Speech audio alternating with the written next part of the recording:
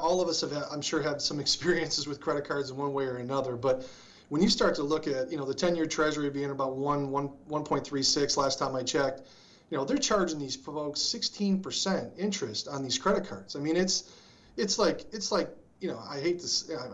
I hope I'm not going too far with this, but I think it's kind of like, it's almost like legitimate loan sharking, for crying out loud. I mean, it's 16% is a lot of interest. I mean, if you use Rule of 72, it's going to double in 4 years, right? I mean, you're paying these people back the amount of money that they borrowed you one time over within a 4-year period of time.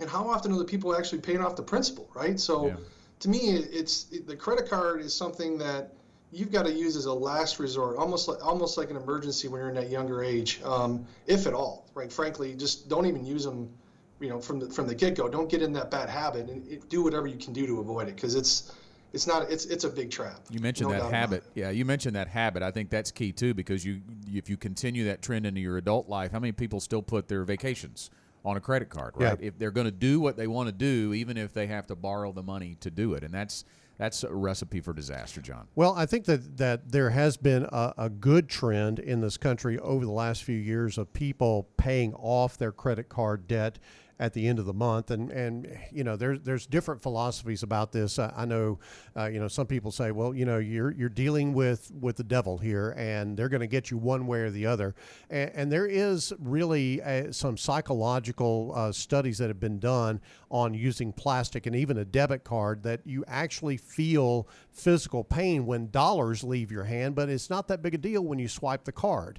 And when you swipe the card and it's deferred on for 30 days or whatever before you have to pay it, and then you can pay a small amount and roll the balance and all of that, it really does, it is a cul-de-sac financially that you really have a hard time getting out of if you journey down that street.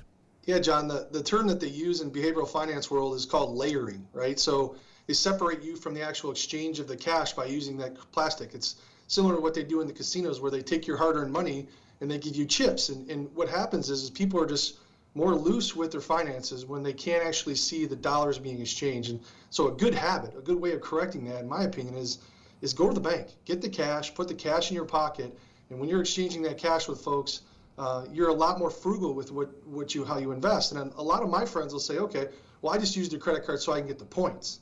And I can use the points so I can get that hotel room when I go on vacation with my family, once per year. But I would argue that if you use cash, right, you're going to be a lot less likely to spend frivolously, and you'll have way more money actually in your pocket to pay for as many hotel rooms as you want when you're on vacation. So just remember that layering, folks. Remember that psychological aspect that's going on when it comes to credit cards, for sure.